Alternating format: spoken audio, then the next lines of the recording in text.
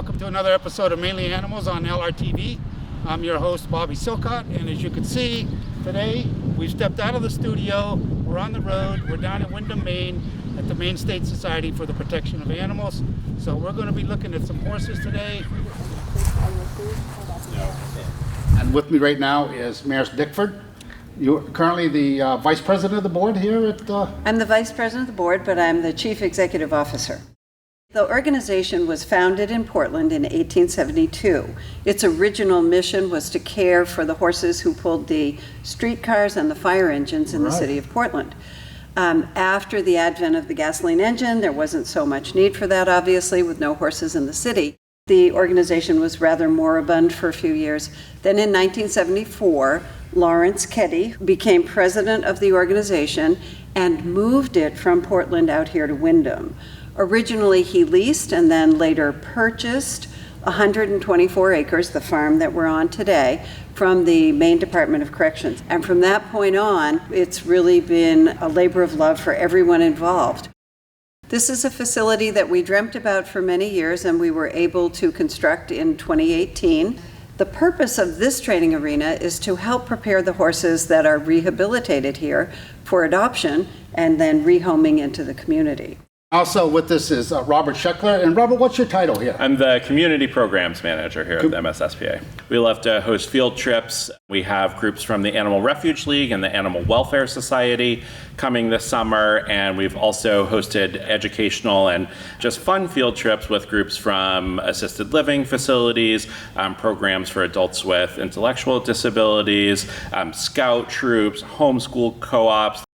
You heard it here first. We're actually just about to launch an exciting new program called Poses with Ponies, which allows people to come and actually do yoga here in our fields, in close proximity to the horses. So it is the woman, Ashley Flowers, who teaches goat yoga at Smiling Hill Farm. She's very popular, a wonderful teacher, and she's going to be coming out here starting next month in July. Will be our first session for Poses with Ponies. All right. So do you foresee by appointment only visiting the society going forward? Well, that's a great question, Bobby. The fact is, we really try to stay current and do whatever is the safest for the most number of folks who might be visiting here. So we're very cautious. Obviously, our first mission here is to take care of the horses. So keeping the staff healthy and safe is very important to us. At the same time, this is a community resource, and so we want to be as open and accessible to the public as can be safely done. Right. I think we've arrived at a pretty good compromise right now, which is letting people visit with us, and we love having them here. But by reservation only allows us to be certain that everyone is healthy and safe, and it really allows us I think a better opportunity than we might have had in the past to talk to people about the mission and the activities going on here in an organized way. And then finally, I think all animal welfare organizations that were closed to the public during the pandemic in general agree that having fewer visitors really decreased the amount of stress on the animals. About the horse we're looking at here, Rob. Yeah, this is Ellie. She is our newest arrival. She was quite skinny when she arrived. Her ribs were easily visible. Hello, sweetheart. Notice I'm not petting her. Right. She's in quarantine. Right. And so this horse has had only the basics thus far of her evaluation. So a vet has seen her and she's had a rabies shot. That's always really our primary concern. Looks like she's getting ready for a little sun bath or a little roll. Don't roll You're a little close to the fence, Ellie. So if I could, where do they come from? What brings them here that they ultimately get here? Right. Well, they come to us from the state of Maine, and typically through involvement with either animal control officers or with the state's animal welfare program. Sometimes the horses are seized outright from abusive or neglectful situations. At other times, an animal control officer might work with a former owner in a different way and have the horse signed over to the municipality or to the state, and then from there they're brought here to the MSSPA.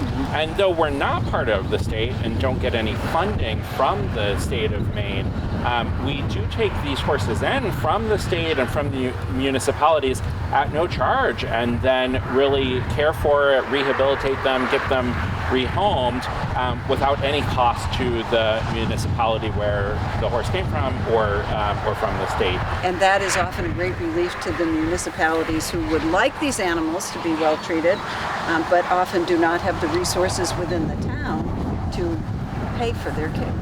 So we take that responsibility on, and we're happy to do it. This barn, even today, is not filled because we have been so successful in our adoption program. But the stalls that are used, you can see every stall gets cleaned every day. Every feed tub, every water bucket gets cleaned every day. And frankly, we are very fortunate that most of that daily routine work is completed by the volunteer group. Here we have a really diverse group of volunteers who are generous. Many of them are skilled horse people who understand what it really takes to safeguard the well-being of horses. They come here with regularity. They are generous both with their time. Many of them are also donors. They're very good about that. And we have been blessed, even through the pandemic, to have people remain in the volunteer group and come here, even at the worst of the pandemic, to help with these horses. So that was very good.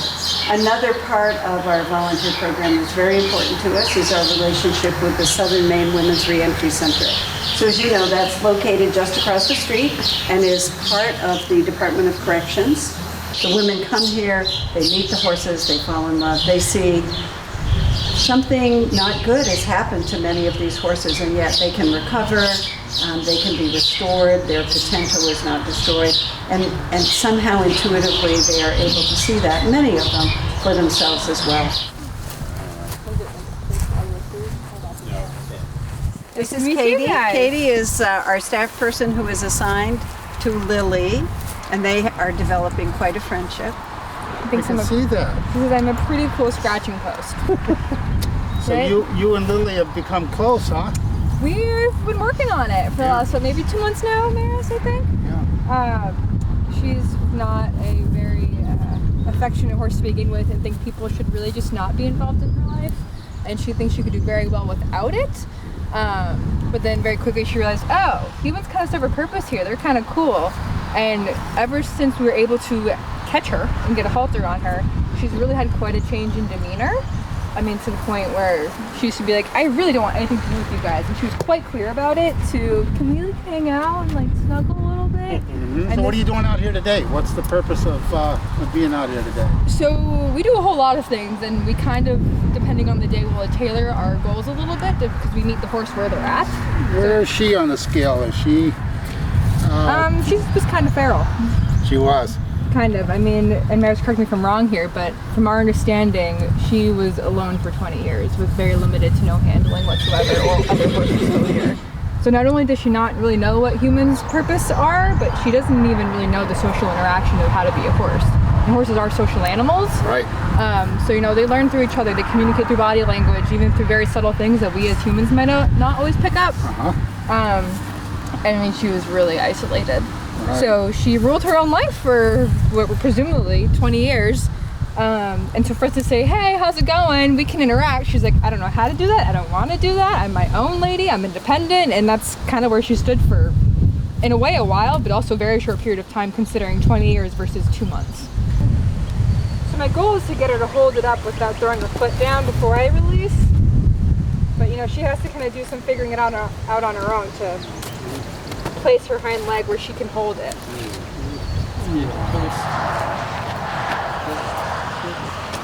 And a lot of it is balancing at the moment, and this is her tougher leg. Okay. Compared to, a week and a half ago? Right. Double barrel. Squeal, scream, kick. Oh yeah, Robin, you got footage of that, huh? Oh yeah, I had to move quickly. Yeah. They'll do a number on you, won't they? Yeah. Good girl. That's I right, was other just side, taking then I'll some go back to photographs. this I side. wasn't even very close, but she kind of came in that direction. I said, uh-oh, time to move. Yeah, they have a very wide field of vision. It's almost 350 degrees. The acuity is less than human vision, and it's so-called dichromatic instead of trichromatic, so they don't see as many colors as humans do. There is a blind spot directly in front and directly behind, because if you look at her eyes, they're on the side of her head instead of in the front like ours are. That's typical for prey animals. They have the eyes on the side, and usually predators like us have eyes in the front. Can you tell us about what you got in front of you here, Robert? So this is our foal.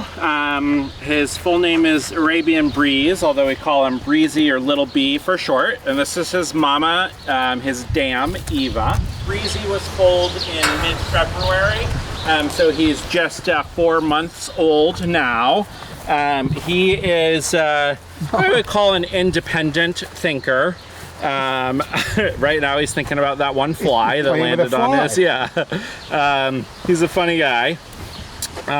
Very social. He will bite. Yeah, he definitely will. Yeah. Horses use their mouths quite a lot more than humans do because they don't have hands. So it's really natural for horses to use their mouths. Didn't have a reason to visit before to schedule your visit on our website. I think Breezy is a really good reason. And Mama Eva is a really good reason as well. She's one of the sweetest horses I've ever had the pleasure of meeting. She really loves spending time with humans and getting to know them. She came in with a stallion, so she was running with a stallion before she came here. And although he came here also, we had him gelded immediately. But it did raise our consciousness that perhaps there was a possibility that she might be in foal. And of course, after observing her for a short period of time, that turned out to be true. So there must be advantages, obviously, to start with them at this as a Yes, absolutely. He is going to be gelded next week. Next week. Next week. Congratulations. Yeah, he said it's going to be the first major step to a really good life. This organization has an operational budget that is driven by the number of animals we have, which we don't really control over a given year. So ballpark, it costs about $1 million a year to operate this facility. That's staffing, care for the horses, maintenance for the buildings and the equipment. And it can be a little more or a little less depending on the number of horses, but we don't receive any, and we don't seek any government funding at all. So all of that money has to be raised from people who care about the mission here. And we have been, I think, very fortunate over the years that I've been here to understand how the operation goes. We've been very fortunate not only to have a small endowment, but to increase our endowment year over year, so that back in 2007, when I first came, the endowment was a little under $4 million. Today, it's a little over $11 million. And in addition to that, we have developed, with a lot of help from many staff, including Robert and Kathy Woodbury, our second in command here, and many, many of our volunteers have been very helpful with fundraising as well. We raise about $750,000 each year, and then the money that we need for the administrative part of the operation, we get from the earnings and the dividends on our investments in the endowment.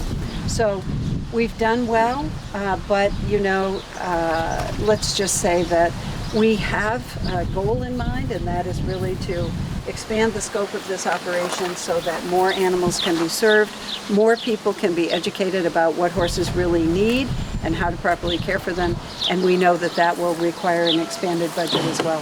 So we're working on a strategic plan right now that the board will see again in late summer. It's been a process going on for about a year that I think will upgrade the operation that you see here today in a very positive way. You saw Ellie munching away on the hay, trying to regain the 100 plus pounds of body weight that she's missing. That requires quite a lot of hay. We have older horses who need, in addition to hay, they need processed feeds, grain, in order to get enough calories for them to maintain their body weight Right, because you had on that the veterinary care, the farriers, Right. the constant. Just Well, exactly. And when Maris was talking about her endowment just a moment ago, it struck me that for a lot of people who are listening, $11 million might seem like a lot. I mean, I don't know about you, but I don't have $11 million. I think it'd be great, but I don't have it. And so it seems like a lot, but when you do the math, as we said, it takes $1 million a year to run this organization. If we stopped fundraising today, the organization would be gone in 11 years. If that. And given how long horses live, I mean, where's our friend Little B? He's going to be around for another 30 plus years. So we really need to ensure that we're continuing to, bring in gifts for the horses, continuing to raise money for the Buy a Bale program and for all of those other costs, so that we'll be here when Little B is 10 and 20 and 30. It's a long commitment that you're making when you adopt a horse, and we understand that things change. So when they do, we want to be certain that the horses always have a safe place to return to. Our number one goal is to make sure that horses don't have to come here. So we do operate a feed and care bank, which is designed to provide temporary financial assistance for people who may not be able to afford basic care for their own horses. So you can apply. It's a very simple online application, and the feed and care bank will pay to your farrier, your veterinarian, your feed supplier funds to help you through that problem that you might be having, and it decreases the stress on the horses exponentially. So, we're always happier to keep a horse in their home than have them come in to the shelter and have to be rehomed somewhere else. So the Feed and Care Bank is a very successful program. And then our other, what we like to think of as a program that diverts horses from the shelter, is the Maine Horse Matchmaker. And that is an online program where people who are trying to rehome their horses, not sell them, but rehome them, can be connected with people who are looking to obtain horses. And while we kind of serve as the conduit for those communications, it's really a private exchange between a horse owner and a new horse owner. And that's another way that we really make an effort to keep horses from coming in here.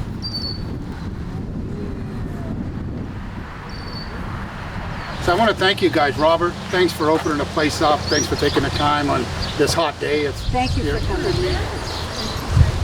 Pick up her feet so that Thank you everyone for joining us today on Maine-ly Animals on LRTV. It's been an extraordinary experience here today at the Maine State Society for the Protection of Animals. Probably most of you recognize this facility. If you ever drive down the River Road in Windham, it's directly across from the Maine Correctional Center. So we've had a blast here today. And I really hope you found this enjoyable, and that somehow you can connect with this organization and help them out. We hope to see you on the next program. Thank you very much for joining us. Have a good one.